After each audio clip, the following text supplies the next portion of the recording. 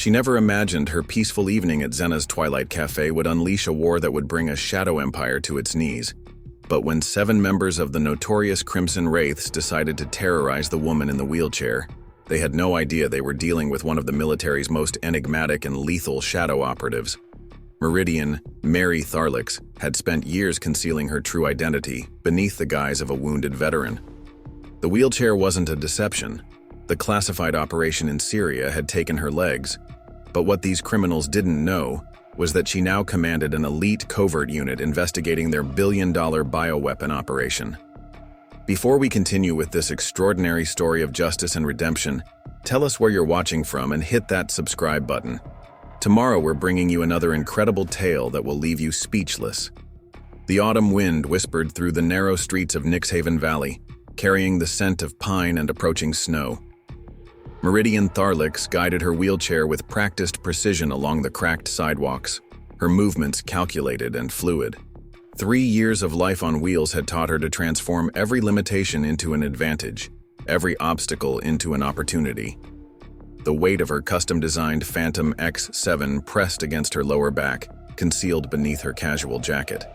It was a weapon few knew existed, much like its owner. The sleek titanium frame of her wheelchair hummed almost imperceptibly, another custom modification that most would mistake for standard medical equipment. "Meri, your usual?" Zenna Kyyrik's voice drifted from the cafe entrance, her silver-streaked hair catching the last rays of mountain sunlight. Her smile was genuine, one of the few authentic connections Meri had allowed herself in this remote town. "Thanks, Zenna. It's been an interesting day." Meri navigated through the entrance, her enhanced spatial awareness automatically cataloging exits, angles, potential cover points. Old habits forged in shadow operations died hard. Her secured quantum link vibrated. The third message from Commander Solaris today. The bioweapon shipment they'd been tracking for months was moving. The Crimson Wraiths were getting careless, overconfident. That's exactly why she was here, playing the role of a broken veteran in a forgotten mountain town. Nobody looked twice at her, and that's precisely what made her lethal. The cafe door chimed. Meri's enhanced optical implant, another gift from her classified program, reflected 3 figures entering. Crimson leather jackets, silver wraith emblems. Her pulse remained steady as she sipped her specially brewed tea. This wasn't the first time they'd crossed paths, but something felt different. The energy was wrong. "Well, look who we have here." Kestrel's scythe, Nyx's voice carried across the cafe, dripping with artificial charm. "Our town's very own war hero." The gang leader's mock respect couldn't mask the predatory gleam in his cybernetically enhanced eyes. 2 more wraiths entered behind him, spreading out in a formation that made Meri's combat algorithms fire up.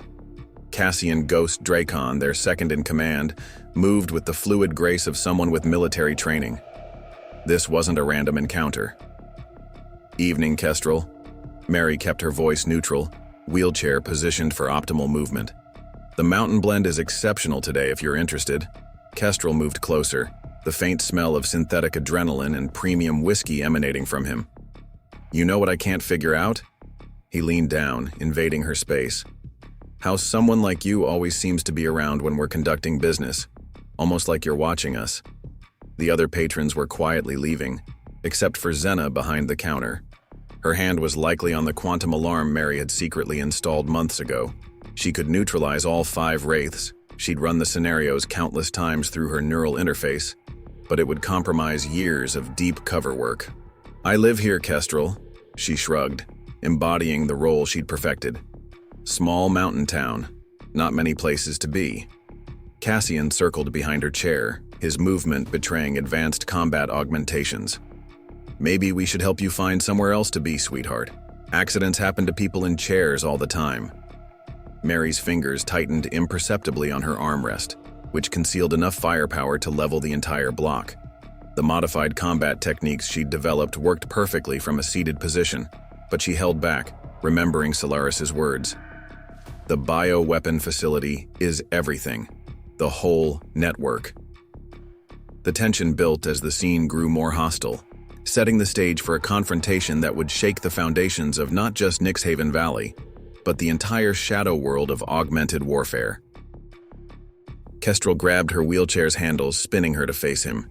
His cybernetic eyes pulsed with a reddish glow, military-grade optical enhancements that had somehow found their way to criminal hands. "You've got 24 hours to clear out. After that," he grinned, revealing teeth modified with titanium implants. "Let's just say we know people at the Neural Enhancement Division. Those fancy chair controls of yours might start malfunctioning." The old Meridian would have ended him right there, using just the 3 concealed blades in her chair's armrest.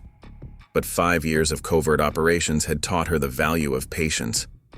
Sometimes you had to endure the battle to win the war. She forced fear into her expression, calibrated to trigger the protective instincts that made arrogant men even sloppier. "Please," she whispered, adding a calculated tremor to her voice. "I don't want any trouble." Kestrel straightened, satisfied. "Smart girl. Boys, let's show her what trouble looks like anyway." He nodded to Vexhammer Thorn, their augmented enforcer. Hammer grinned, the dermal armor beneath his skin gleaming dully in the cafe's light. Time seemed to slow as Meridian's neural interface processed multiple combat scenarios. Her enhanced vision caught everything. Zenna reaching for the quantum alarm. Kestrel's smug satisfaction. The way Hammer's weight distribution left his synthetic knee joint exposed. She could end this in seconds, using just the electromagnetic pulse generator hidden in her chair's wheels. Instead, she forced herself to flinch as Hammer grabbed her chair and tilted it, spilling her onto the floor. Her tea scattered across the polished wood, the special blend's aroma mixing with the acrid smell of fear from the remaining patrons. The Wraith's laughter echoed off the walls as Meri lay there playing helpless, burning their faces, augmentations and weaknesses into her quantum-enhanced memory. Each one would pay, but not today. Today she was building their confidence, letting them think they were invulnerable. "Oops," Hammer laughed, his voice modulator making it sound like grinding metal. "Looks like someone needs one of those emergency response implants. Oh wait, those are probably too expensive for a washed-up vet." Meri struggled to right herself, making it look difficult while her neural interface mapped every augmentation and weakness in the room. Every instinct, every combat protocol screamed at her to fight back. But the mission came first. It always had. Kestrel leaned down one last time, his cybernetic eyes scanning her for signs of deception. Her military-grade neural dampeners kept her true capabilities hidden. "Remember, 24 hours. Then we stop being nice." He straightened her chair with mocked courtesy. "Let's roll, boys. Our friend here needs to pack." The Wraiths swaggered out, leaving behind the stench of synthetic hormones and criminal arrogance. Only when their augmented motorcycles roared away did Meri allow her mask to slip slightly.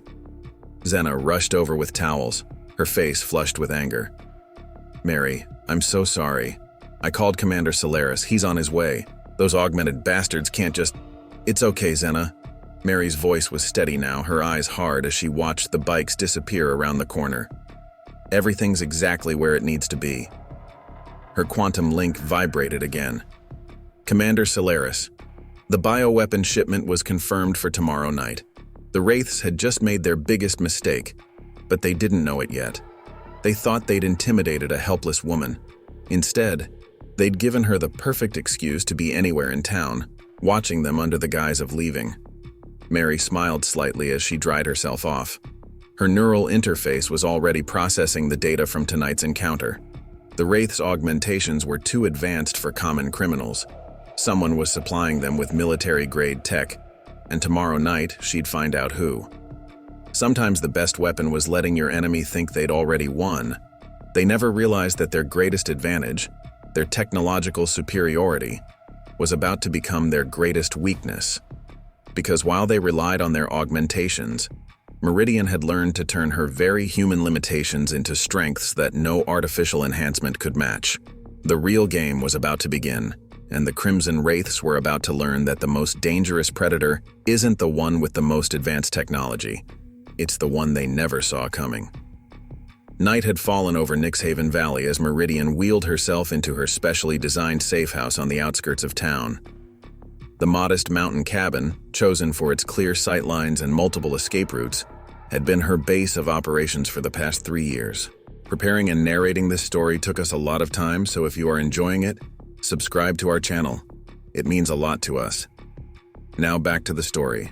After running her standard security protocols, enhanced by quantum sensors that could detect even cloaked surveillance, she finally allowed her shoulders to relax. The quantum link hidden in her chair's medical compartment pulsed. Commander Solaris's voice was tense when she answered. "Tell me you didn't engage them, Tharlyx." "Relax, Riven. I played my part perfectly." Meri moved to her command center, concealed behind a false wall panel that would read as solid to even the most advanced scanning technology. "They did exactly what we expected, tried to run me out of town. The bioweapon shipment is definitely coming tomorrow night. My source says it's major. Experimental nanotech weapons bound for underground augmentation clinics worldwide." Her hands moved across the holographic interface, pulling up surveillance data on the Wraith's compound. "They threatened to hack my neural supports, Riven. Real original. Should have seen their faces, so proud of themselves for intimidating the poor, helpless veteran." "Tharlyx." Solaris's tone held a warning. His own neural enhancements couldn't quite mask his concern. I know. The mission comes first," she said, studying the compound's security patterns. "But when this is over, I'm going to teach them that real power isn't in their artificial augmentations." After ending the call, Meri transferred herself onto her bed, her enhanced upper body strength making the movement fluid. Her legs, or what remained of them, ached with phantom pain, a reminder of that day in Syria that had changed everything. The memories flooded back unbidden, her team moving through the ancient streets of Damascus, the children playing nearby, the flash of experimental cloaking tech that caught her enhanced vision. A rogue military scientist, about to release a prototype bioweapon into a crowded marketplace. She'd had a choice: take the shot from her position or expose herself to warn the civilians. It wasn't really a choice at all. The experimental weapon had taken her legs, but saved 37 lives. The military had called her a hero, awarded her medals, then quietly approached her about a new mission. Her injuries made her the perfect deep cover operative. Who would suspect a disabled veteran of being one of the most advanced covert operatives in the field? A noise outside snapped her back to present. Footsteps on gravel, too deliberate to be casual. Her hand moved to her weapon, then she heard a familiar whistle. "Meri, brought you dinner." Zenna's voice carried through the quantum-secured door.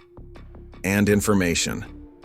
Meri quickly let her in, reactivating the security protocols behind her. The cafe owner set down a bag of food, her expression serious. "The Wraiths haven't changed their plans. Scythe was bragging at the Shadow Bar about some major delivery happening at the old quantum research facility tomorrow night around midnight." Meri nodded. Zenna had been her eyes and ears in town from the beginning, one of the few people who knew her true identity. "You're taking a risk helping me like this. Those augmented monsters killed my sister 2 years ago. Experimental neural enhancement that went wrong. Authorities called it a voluntary procedure gone wrong, but I know better." Zenna's eyes hardened. "Besides, somebody needs to show them that technology isn't what makes someone powerful." As they ate, Meri's mind worked through scenarios. The abandoned research facility had too many access points to cover with standard tactical teams, but if the Wraiths were expecting her to leave town, they'd be less cautious. She could use that. "I need you to do something for me tomorrow," Meri said finally. "Something that might seem strange." Zenna leaned forward, her eyes bright.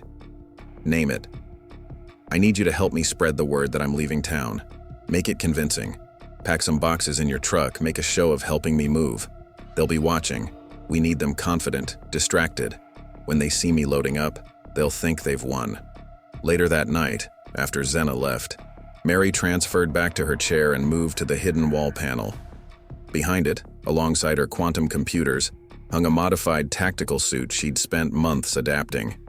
Every system, every enhancement positioned for maximum efficiency from a seated position.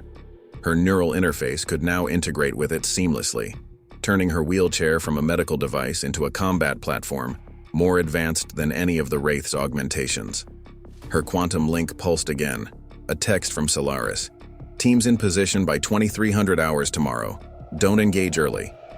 Meri sent a simple acknowledgement, then began her preparations. She checked her systems, reviewed the facility's schematics, and ran through her adapted combat protocols. The Wraiths had no idea that every insult, every threat today had only made her more dangerous. When you've lost your legs, you learn that true strength isn't in standing tall, it's in knowing when to appear weak. She wheeled to her window, watching the stars over the mountain peaks. Tomorrow would change everything. Either she'd bring down one of the largest illegal enhancement operations in the country, or she'd blow 3 years of deep cover work. And if things went wrong, her wheelchair wouldn't be an excuse. It would be her coffin. The phantom pain returned stronger this time. Meridian closed her eyes, remembering the military hospital after Syria. The doctors had told her she'd never serve again, never run again, never fight again. They didn't understand that taking her legs had only hardened her resolve. Her quantum link lit up with another message, this one from an unknown source. A holographic image materialized. Meri at the café today, on the floor after Hammer had tipped her chair.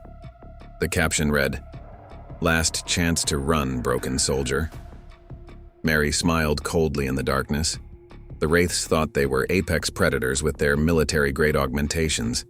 They had no idea what was hunting them. Tomorrow they would learn that the deadliest operator is the one they never see coming. She began her final equipment check. Each piece of gear had been modified, tested, perfected. Her wheelchair itself was a weapon, reinforced quantum alloy frame, hidden compartments, custom modifications that transformed it from a medical device into a combat platform.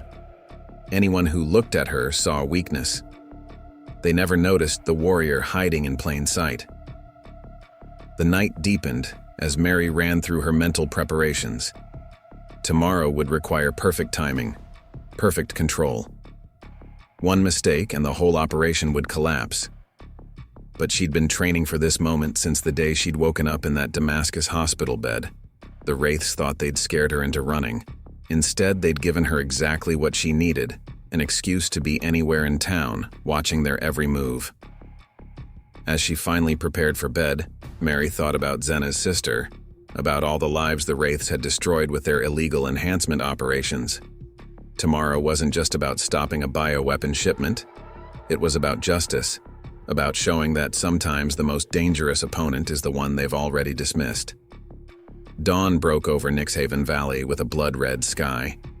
Meri watched the sunrise from her porch, sipping black coffee as she observed 3 of Kestrel's men trying to be inconspicuous in their surveillance. They'd been there since 0500, parked in a stealth-modified vehicle, thinking their cloaking tech made them invisible.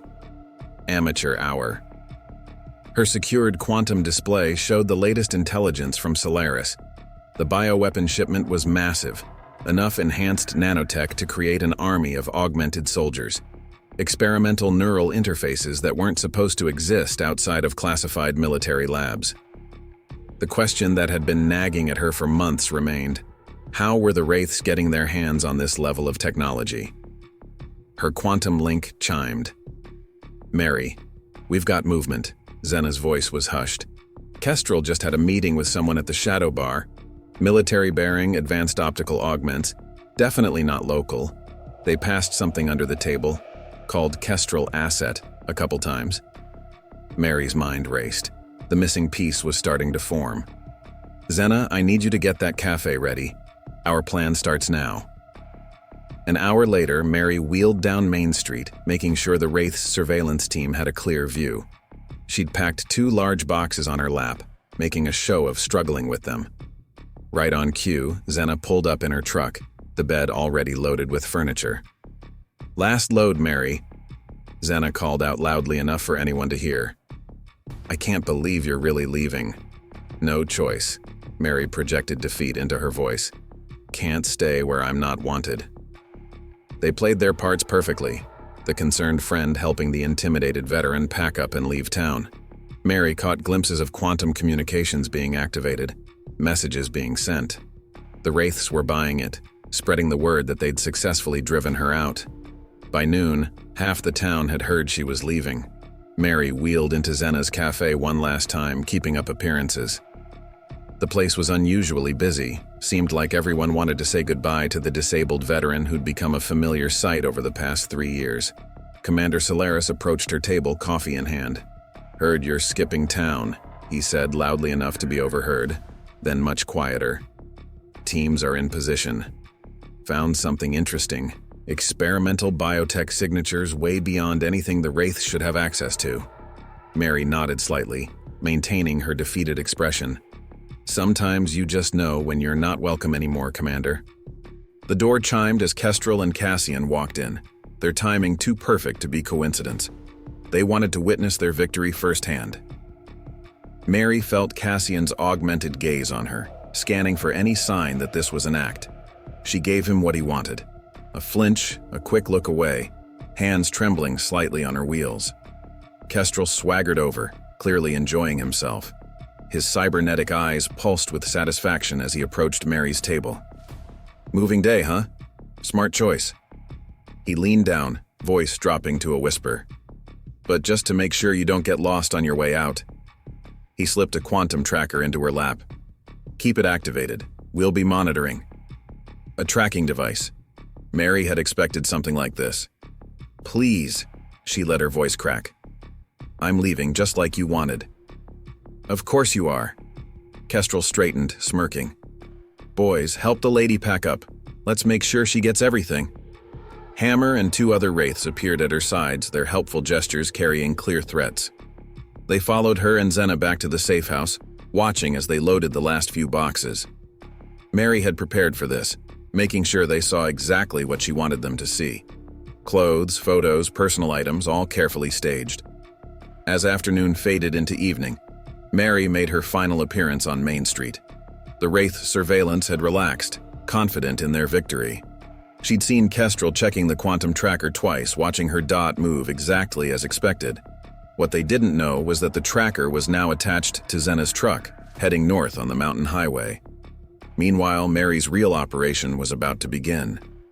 Back in her safe house, she activated the hidden panel, revealing her tactical gear. The abandoned research facility's security feeds, compromised months ago, showed increased activity. Vehicles moving in and out, Wraiths setting up for the midnight delivery.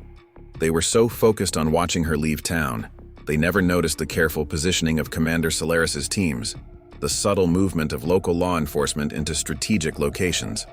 Her quantum link pulsed with a message from Solaris. "Confirmation on your mystery visitor. Colonel Theron Malachi, discharged 3 years ago after an investigation into missing biotech. Never prosecuted." The pieces clicked into place. Malachi was their source, a bitter ex-military officer with access codes and contacts, using the Wraiths as his distribution network. His appearance today wasn't an accident. He was overseeing their biggest shipment yet.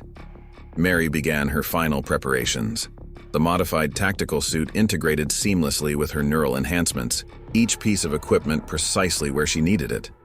Her wheelchair, stripped of its civilian disguise, now revealed its true nature. Reinforced quantum alloy frame, pulse-proof wheels, hidden compartments holding enough firepower to take down a small army. The sun was setting as she ran through her mental checklist one last time. The Wraiths thought she was running scared, already miles away on the highway north. Instead, she was about to become their worst nightmare. Her quantum link pulsed, a message from Kestrel to the tracker. "Keep driving, sweetheart. Don't stop until you hit the border." Meri smiled in the growing darkness. The Wraiths had spent all day watching her leave, never realizing they were the ones being watched. In a few hours, their empire would crumble, and they'd learn too late that sometimes the most dangerous predator is the one they've already dismissed. She activated her neural interface, syncing with her enhanced combat systems. The quantum readouts showed everything functioning perfectly. Stealth systems, weapons, tactical overlays. Years of adapting to her disability had taught her to turn every limitation into an advantage.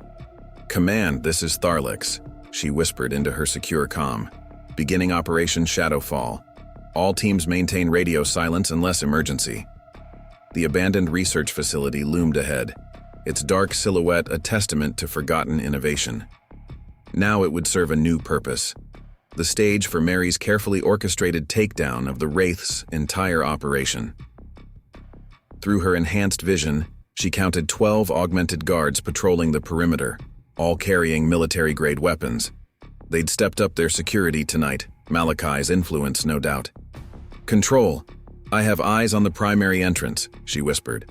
"Multiple hostiles, heavy augmentation, they're expecting trouble." Solaris's voice crackled in her neural link. "Malakai just arrived. Black stealth vehicle, military specs. He's not even trying to hide anymore." Meri watched Malakai emerge from his vehicle, his military bearing obvious even at this distance. He walked like a man who'd never lost his command presence, inspecting the Wraith's setup with clear disapproval. Kestrel trailed behind him, trying to look important. The real operation was about to begin, and this time Meridian wasn't just hunting criminals.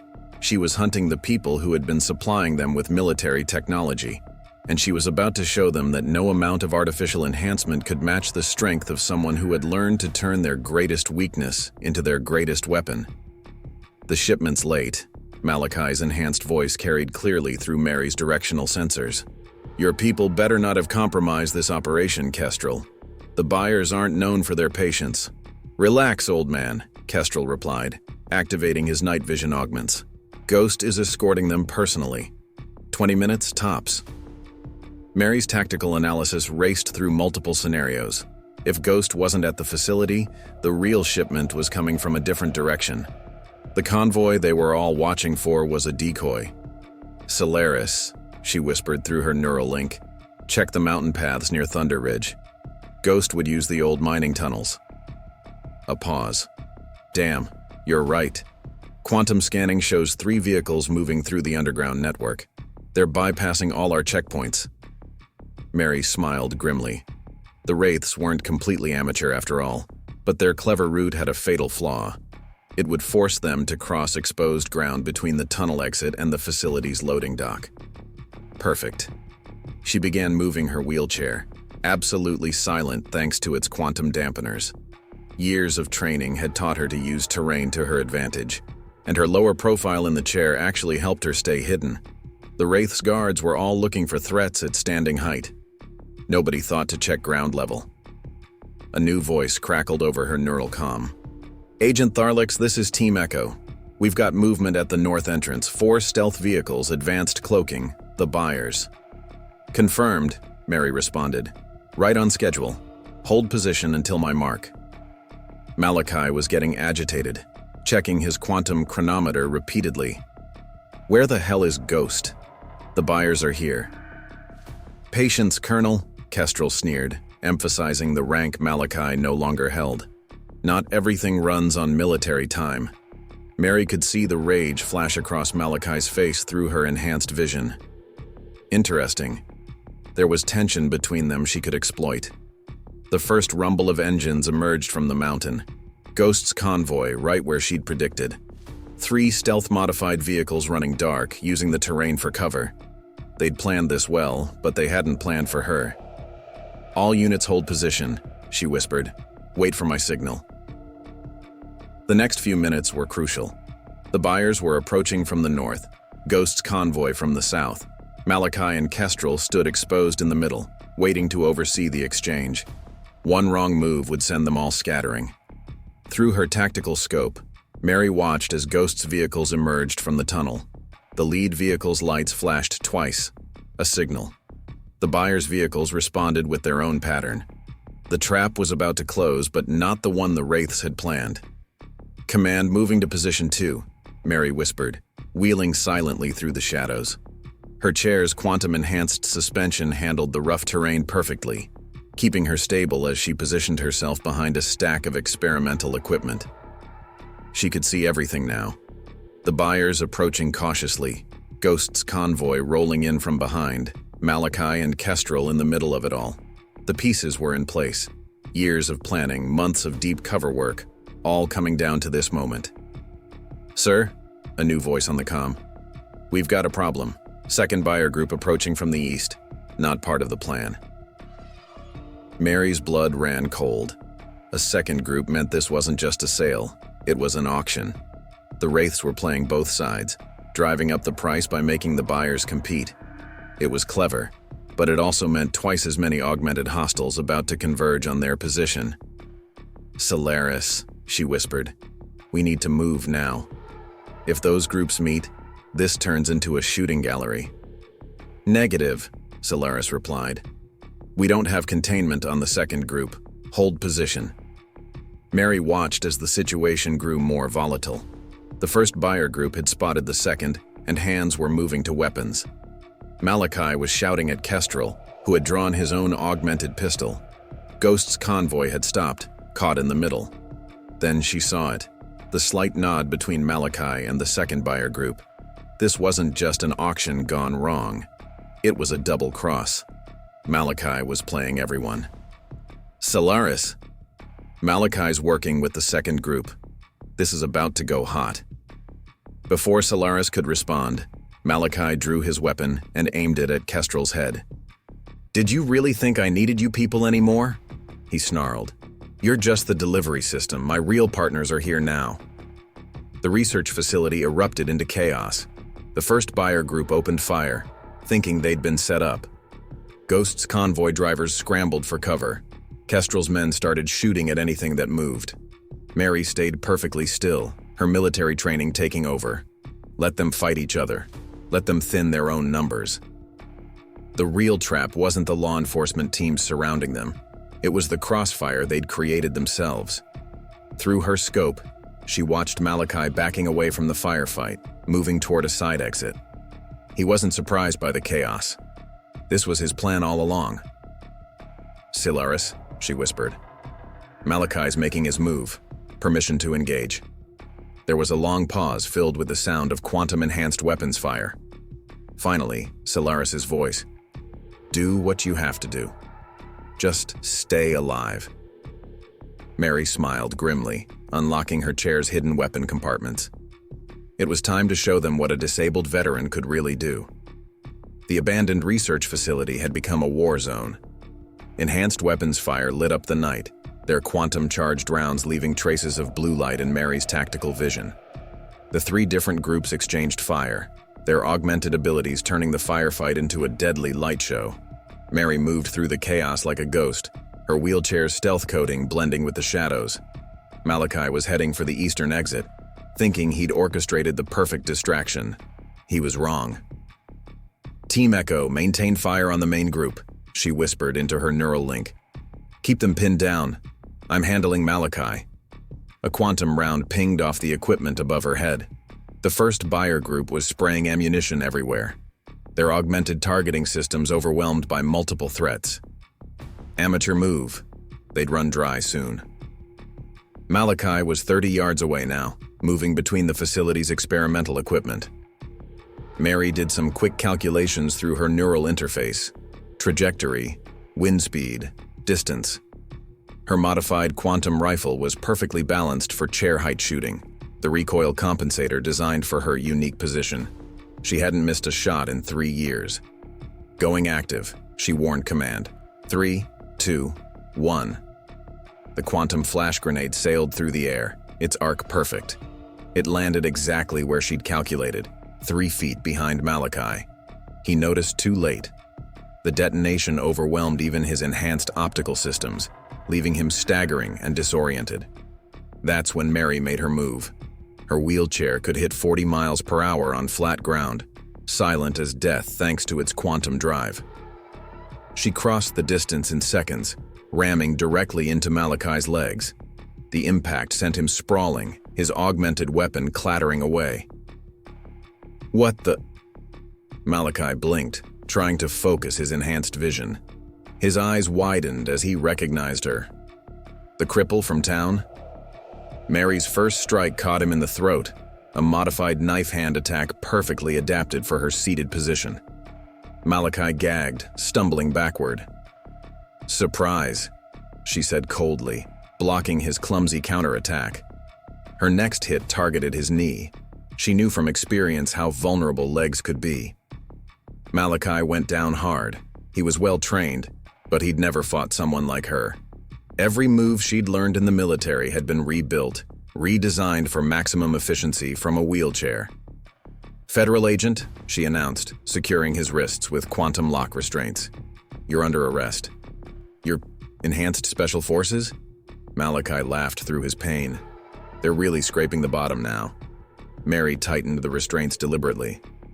"Actually, I'm the one who's been tracking your biotech operation for 3 years. Those experimental augmentations you've been stealing. We've got every serial number, every buyer, every corrupt officer on your payroll." A burst of enhanced weapons fire interrupted them. The firefight was intensifying. Kestrel had realized Malachi's betrayal and was leading his wraiths in a full assault on the second buyer group. "Solaris," Meri called through her neural link. "Malachi is secured, moving to Phase 2. "Copy that. Teams are in position. Hit them hard." Meri secured Malachi to a support beam, then moved back toward the main fight. The wraiths were caught between the two buyer groups, taking heavy fire. Perfect.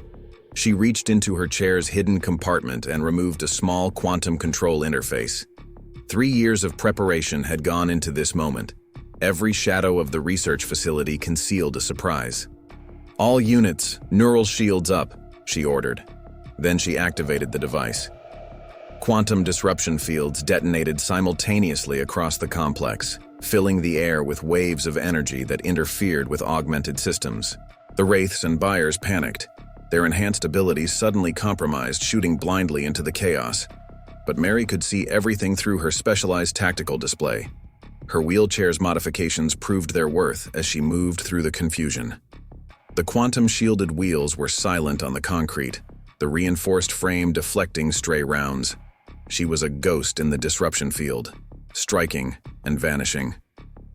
The first wraith went down to a perfectly placed shot to the leg, his augmented armor useless against her specialized quantum rounds.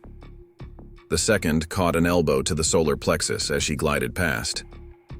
Years of combat training combined with her unique perspective made her nearly invisible to the standing fighters.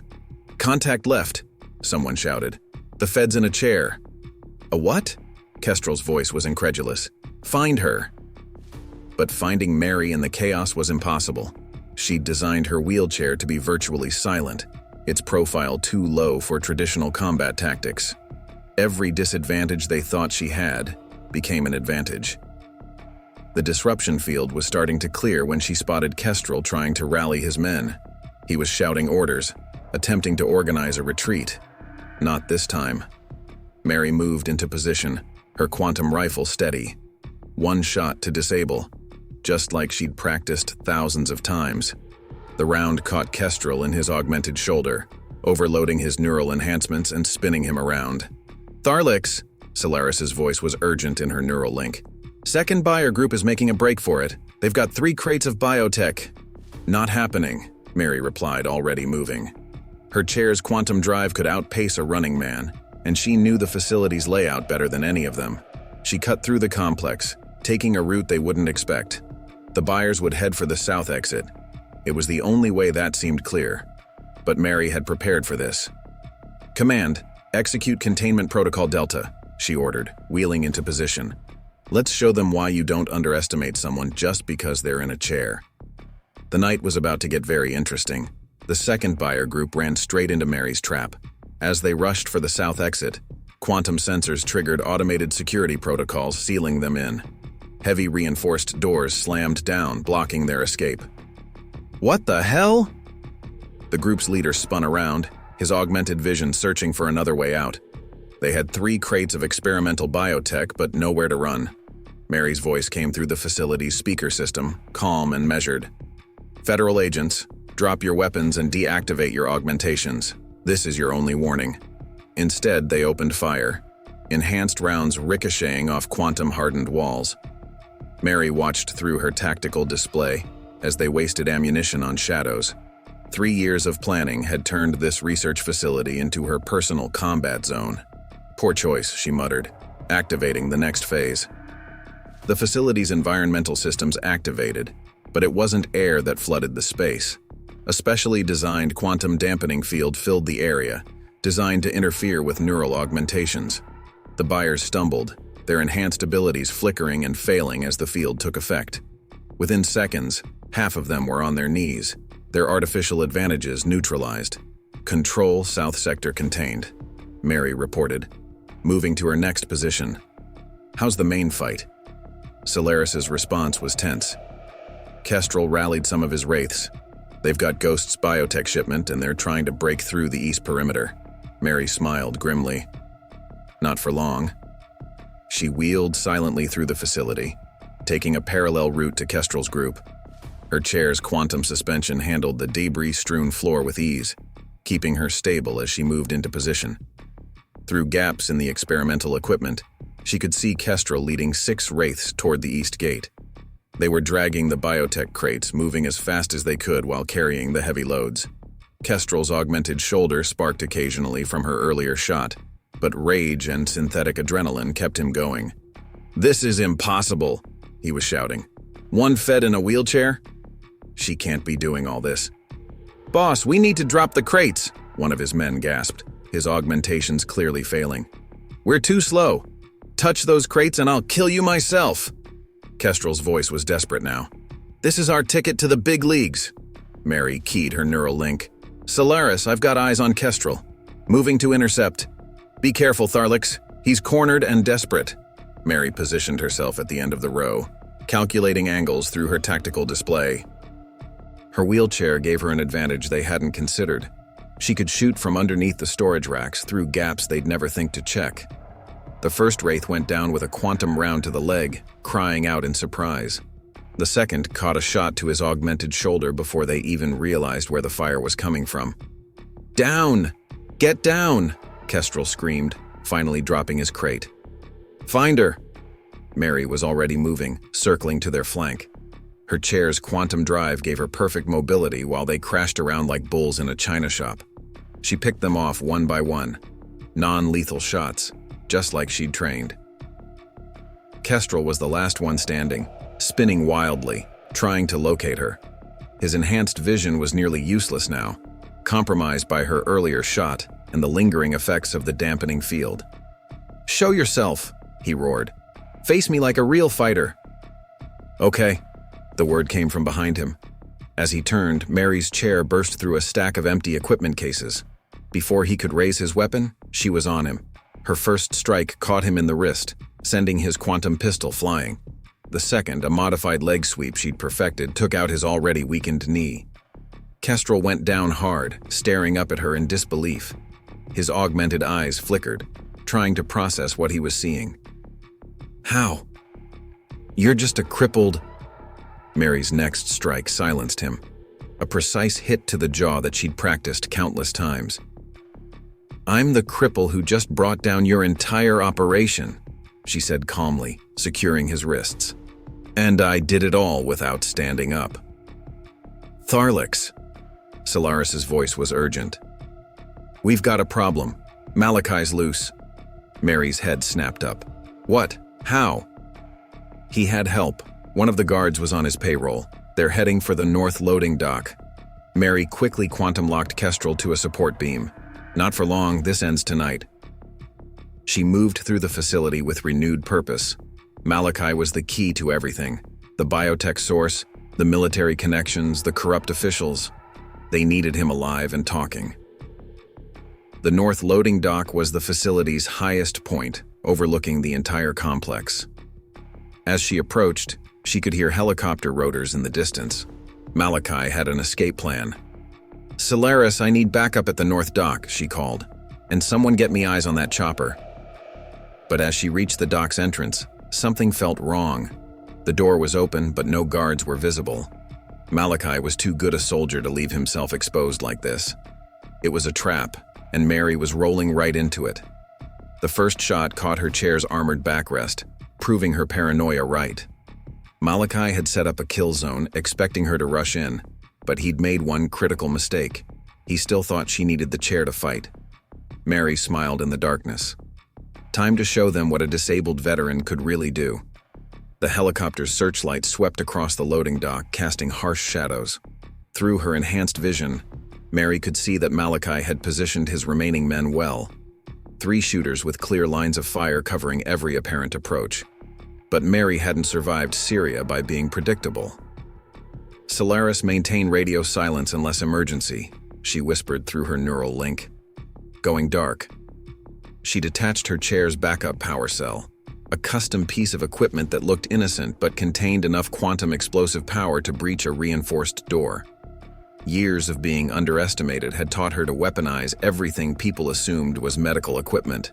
The first guard never saw it coming. The power cell sailed through the air, detonating against the wall behind him. The explosion wasn't lethal, but the quantum shockwave and shower of debris sent him sprawling. More importantly, it drew everyone's attention up, exactly where Meri wasn't. She was already moving, sliding from her chair into a practiced combat crawl. Her upper body strength, developed through years of adaptation, let her move silently across the concrete floor. Malachi's men were still staring at the explosion site, never thinking to look down. "Where is she?" one of them hissed, his augmented vision scanning uselessly. "The Fed has to be in that chair." Meri allowed herself a grim smile as she pulled herself behind a crate. People's assumptions about disability were always their weakness. The chair wasn't her prison. It was just one of many tools. "Find her!" Malachi's voice carried from above. "That helicopter's our only way out." The searchlight swept back and forth, creating moving shadows that Meri used for cover. She reached up to a hidden pocket in her tactical vest, removing 3 small devices that looked like medical monitors. Another custom design. Quantum pulse generators disguised as therapeutic equipment. The first one rolled under the helicopter, its magnetic surface clicking quietly against the landing strut. The second and third followed different paths, positioning themselves around the loading dock's power distribution box. "Boss, we need to go." One of Malachi's men was getting nervous. "Federal teams are closing in." "Not without those biotech manifests," Malachi growled. "They're our insurance policy, and not without putting that federal cripple in the ground." Meri triggered the pulse generators. The loading dock plunged into darkness as the power died. The helicopter's electronics sputtered and failed, its rotors winding down with a whine. In the chaos that followed, Meri made her move. She pulled herself up onto a loading pallet using the height advantage. The first guard was 3 feet away, his night vision augments rendered useless by the quantum pulse. Meri's strike to his carotid artery was precise. He was unconscious before he hit the ground. The second guard spun toward the sound, but Meri was already moving. She used his own momentum against him, a technique she'd modified from her Marine combat training. From the ground, she could target knees and ankles with devastating efficiency. He went down hard. "It's a trap!" The third guard's panic was evident. "She's not in the chair! She's—" His warning cut off as Meri's quantum fiber garrote caught him across the chest, pulling him down to her level. A quick strike to the temple ended his resistance. "Very impressive, Agent Tharlyx." Malachi's voice cut through the darkness. "Using your disability as a tactical advantage, but you've got it wrong. This was my trap." Lights suddenly blazed from hidden positions. Meri found herself caught in multiple spotlights, temporarily blinded as her vision adjusted. She saw Malachi standing on the loading dock's upper level, holding a quantum data core. "Looking for this?" He waved the device. "Every biotech shipment, every buyer, every corrupt official, all the evidence you spent 3 years collecting. Encrypted, of course. The passwords die with me." Meri stayed low, analyzing angles and distances. "You really think that data core is your way out? The whole facility is surrounded." Malachi laughed. "You still don't get it. Why do you think I let you track this operation for 3 years? Why do you think we let you get so close?" A chill ran down Meri's spine as the implications hit her. "You knew. You knew from the beginning." "Of course we knew. You think you're the first agent they've sent? But you were perfect. The disabled veteran so determined to prove herself. Every move you made, every bit of evidence you gathered, it all went exactly where we wanted it."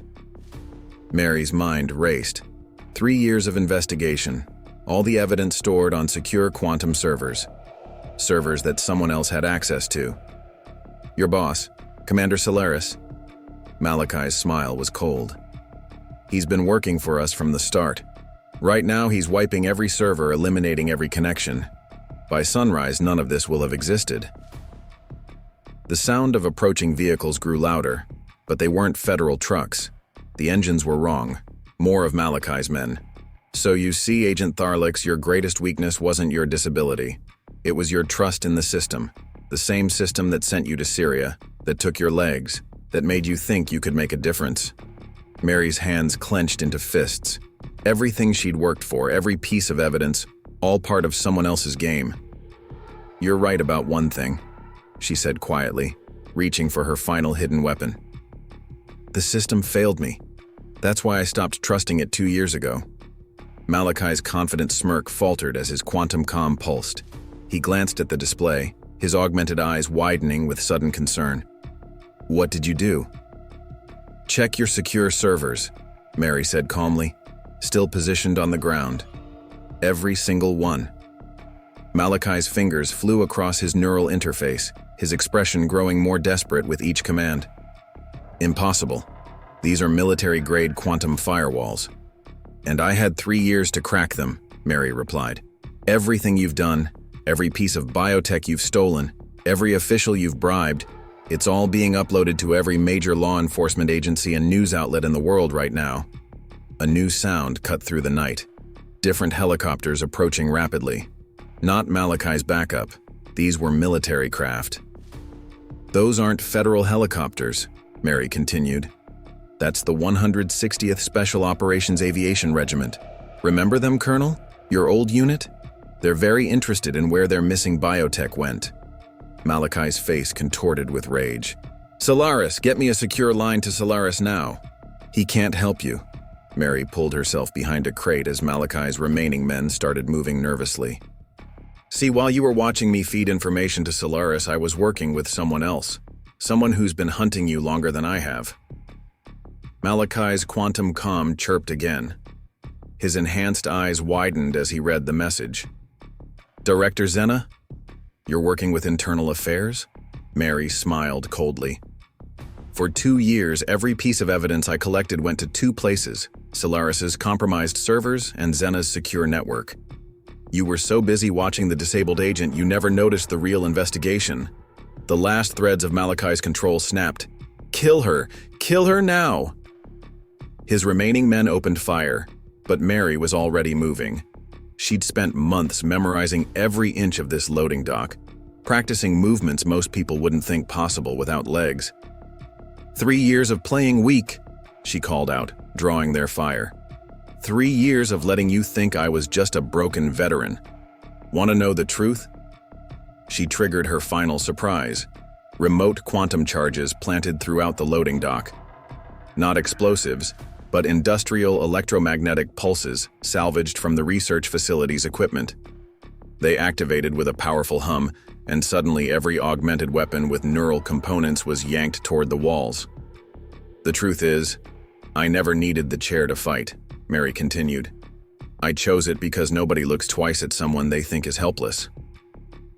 The loading dock had become a killing ground, but not the one Malakai intended.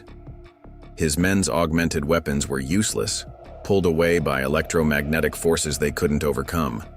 And Meri was a ghost among them, striking from below, using their own height against them. Director Zenna has been building a case against you for years, she explained, taking down another guard with a precise strike to the knee. But she couldn't get close. Then I came along, the perfect cover.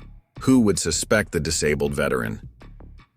Malakai frantically tried to access his neural interface, attempting to stop the data upload. I can still delete everything. No, you can't. Meri's voice was closer now. That quantum core hasn't been connected to your real servers for months. It's just for show, like everything else about your operation. The military helicopters were directly overhead now, spotlights flooding the area. Armed figures rappelled down on fast ropes, special forces operators moving with precise efficiency. You know what the saddest part is? Meri emerged from the shadows, pulling herself onto a crate to look Malakai in the eye. You actually thought my disability was my weakness, but it was my greatest weapon, because men like you can never see past it. Malakai drew a hidden quantum pistol, but Meri was faster. Her strike caught him in the wrist, breaking his grip. The second hit took out his knee, a move she'd perfected from her ground-based fighting style. As he fell, she caught the quantum core, securing it as evidence. "Meridian Tharlyx," a voice called from above. "Director Zenna sends her regards." The Special Forces team moved in, securing Malachi and his remaining men. Meri watched as they were quantum-locked and processed, her part in the operation finally complete. One of the operators approached her, offering a hand. "Need help getting back to your chair, ma'am?" Meri smiled, already pulling herself up using upper body strength that would shame most augmented soldiers. "Thanks, but I've got it. I always did." As Malachi was led away, he turned back one last time. "How?" he demanded. "How did you fool everyone for so long?" "I didn't fool anyone," Meri replied, settling back into her wheelchair. "You fooled yourselves. You saw what you expected to see, a disabled veteran trying to prove herself. You never wondered why someone with my combat record would choose such an obvious cover." The first rays of dawn were breaking over Nyxhaven Valley as federal agents swarmed the research facility. Meri watched from her wheelchair as Malachi and his men were loaded into quantum containment transports. Director Zenna, a sharp-featured woman in her 50s, approached with a quantum tablet displaying real-time data uploads. 20 corrupt officials identified so far, she reported, her expression grim. 4 federal judges, 6 state prosecutors, and 3 generals. Your evidence is quantum-locked and bulletproof. She paused, studying Meri. Solaris? Tried to run when the servers went live, Meri answered, though she already knew. Got caught at the Canadian border 20 minutes ago. Zenna's face hardened. 3 years of your life letting him think he was running you. That's dedication. He wasn't running me. Meri adjusted her position, her shoulders tight from the night's combat. I was feeding him everything he thought he was deleting. It was actually being copied to your secured quantum network. He led us right to the top. Still, Zenna watched as another transport pulled away. Living in this town, playing the defeated veteran, letting them mock you day after day. Most agents wouldn't have lasted a month. Meri smiled slightly. Most agents wouldn't have seen the advantage. The wheelchair wasn't my weakness. It was my greatest asset. Nobody suspects the disabled veteran of being a threat. The local news hovercams were arriving now, drawn by the convoys of federal vehicles. Kestrel's truck pulled up, and the cafe owner rushed over to Meri, her eyes wide with realization. All those times they harassed you at the cafe, Kestrel breathed. Were exactly what we needed, Meri finished. Every incident, every mockery, every threat, it all built their confidence, made them sloppy. Commander Aldrin approached, looking both impressed and slightly ashamed. Agent Tharlyx, we had no idea. Even those of us who knew you were federal didn't realize the full scope. That was the point, Commander. Meri turned her chair to face him. The town's reaction had to be genuine. Your officers had to treat me like any other disabled veteran. It made the Wraiths believe their own assumptions more. More vehicles were arriving. Military intelligence, ATF, even CIA. Malachi's network had tendrils everywhere, and now they were all being exposed. Meri's quantum link buzzed constantly with updates as operations launched across the country, taking down corrupt officials and biotech dealers who thought they were untouchable.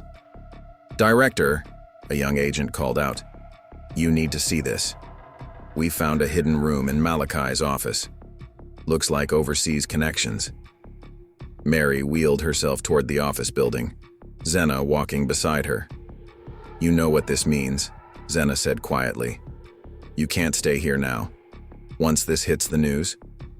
I know. Meri felt a twinge of regret. Despite everything, she'd grown fond of Nyxhaven Valley. But the mission was always bigger than one town. Malachi's operation was just the tip of the iceberg. The hidden room was a treasure trove of intelligence. Maps marked with biotech routes, lists of corrupt officials still to be turned, plans for operations that would never happen now. On one wall, surveillance photos of Meri herself, at the cafe, at the store, moving through town. Malachi had been watching her from the beginning. He never figured it out, Zenna mused, studying the photos. Even with all this surveillance, he never realized you were playing him. Because he saw what he expected to see. Meri picked up a photo of herself looking vulnerable in her wheelchair. That's the thing about prejudice. It blinds you. They were so convinced that the chair made me weak. They never questioned why someone with my combat record would choose such an obvious cover. A commotion outside drew their attention. The first news helicopters were arriving, cameras rolling as federal agents let out more suspects. The story would break nationwide within hours, a disabled veteran single-handedly bringing down one of the largest illegal biotech operations in history. But Meri knew this was just the beginning. Malakai's arrest would shake things loose, make other operations nervous. Her quantum link buzzed with a message from a secured line. Phase 2 ready when you are. Zenna noticed her expression. There's more, isn't there? This isn't over. It's never over, Meri replied, watching the sun rise over the mountains. Malakai was right about one thing. The system is corrupt, but that's why we have to fight it from the inside, one operation at a time. She turned her chair toward the exit, already planning her next move. The wheelchair hummed softly as she moved, a sound that had become synonymous with approaching justice. Behind her, Malakai's empire crumbled piece by piece, but in other cities, other corrupt officials were watching the news, feeling the first stirrings of fear. Because somewhere out there a disabled veteran might be watching them too, waiting patiently, letting them believe their own lies about what made someone dangerous. The real work was just beginning. Military helicopters thundered overhead as Meri wheeled into the secure briefing room at Fort Quantum. General Theron, commander of Special Operations Command, stood before a wall of holographic screens displaying real-time data from raids across the country. His face was grim as quantum satellite footage showed more biotech caches being discovered. 72 hours since Malakai's arrest, he announced to the assembled task force. We've seized over $3 billion in illegal biotech, but that's not why I called this meeting. He nodded to his aide, who distributed secured quantum folders. Open them. Meri's blood ran cold as she reviewed the contents. Surveillance photos showed heavily armed operatives entering safe houses across Europe and Asia. Malakai's backup plan, she said quietly. He had sleeper cells, Theron confirmed, pointing to a holographic map showing red dots spreading like a virus. The moment we moved on the research facility, these cells activated. They're not just biotech dealers, they're enhanced mercenaries, trained by Malakai himself. How many? At least 300 that we know of, all equipped with classified neural enhancements and biotech stolen over the years. He met Meri's eyes. And they have one primary objective. You. The room fell silent as Meri continued reading the intelligence, her face betraying no emotion. Malakai's network was larger than anyone had imagined. The research facility operation hadn't just been about biotech, it had been a test, watching how she operated. There's more, Theron continued. Malakai's been talking. Says there's another player involved, someone even he feared. A former Black Ops commander codenamed the Architect. This person's been building a private army using Malakai's biotech pipeline. Director Zenna leaned forward. Do we have an ID on the Architect? Negative, but we found this in Malakai's personal files. A new hologram appeared, a burnt-out building in Syria. Meri recognized it immediately, her hands gripping her wheelchair's arms until her knuckles went white. That's where I lost my legs, she said softly. The ambush wasn't random, Theron confirmed. The Architect arranged it. They knew you were getting close to Malakai's operation back then. The blast was meant to kill you, Agent Tharlyx. When it didn't, you became an obsession for them. These 3 years you spent undercover, they were watching, learning. A junior analyst burst into the room. Sir, we've got multiple breaches. Someone's hacking our quantum networks. Screens flickered and died across the room. When they reactivated, a single message appeared. Did you think Malakai was the endgame, Meridian? Alarms blared throughout the base. We've got incoming, someone shouted. Multiple enhanced contacts breaching the perimeter. Get Agent Tharlyx to the secure bunker, Theron ordered, but Meri was already moving, her wheelchair humming as she accelerated toward the door. "With respect, General, that's exactly what they want," she said. "They're hurting us. This isn't an attack, it's a demonstration." As if confirming her words, the attackers never breached the building. They vanished as quickly as they appeared, leaving behind only a quantum tablet displaying more surveillance photos. Meri in Nyxhaven Valley, Meri at the research facility, Meri taking down Malachi's men. They've been one step ahead the whole time, Zenna realized. Malachi's arrest, the biotech seizures, it was all part of their plan. "Not quite," Meri replied, studying the photos. "They made the same mistake Malachi did. They thought the wheelchair made me predictable." She turned to Theron. "General, I need everything you have on Black Ops missions in Syria from 5 years ago. Every operator, every mission." "That's beyond classified, Agent Tharlyx." "So is the prototype biotech they stole," she fixed Theron with a steady gaze. "Technology, I'm betting, wasn't just lying around in Malachi's warehouses. Someone inside military intelligence has been feeding them intel. Someone high up." The general's face hardened as the implication sank in. Too many people had access to the classified files. Too many opportunities for corruption. "How do we find a leak that high up?" Zenna asked. "We don't," Meri replied. "We let them find us."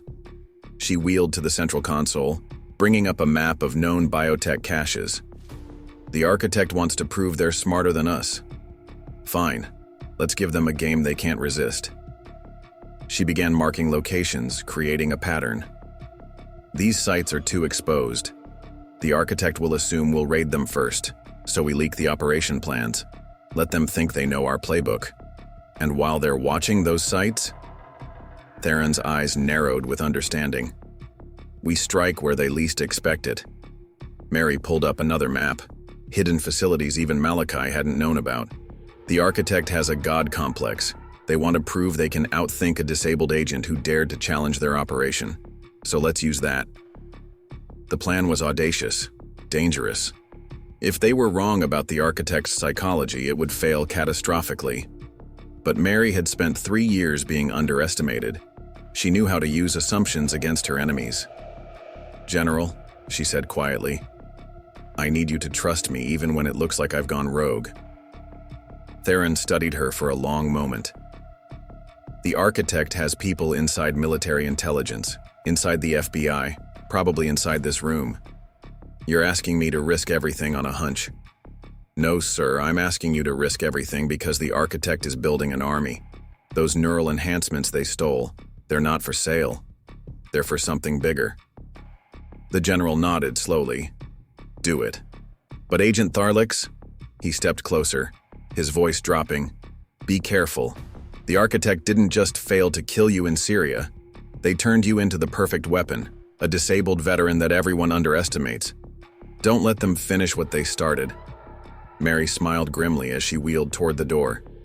"They won't see me coming. Nobody ever does." The next phase was about to begin, and this time Meri wasn't just hunting biotech dealers. She was hunting the person who had taken her legs, who had spent 3 years studying her every move. The real evolution was about to begin. Up next, you've got 2 more standout stories right on your screen. If this one hit the mark, you won't want to pass these up. Just click and check them out.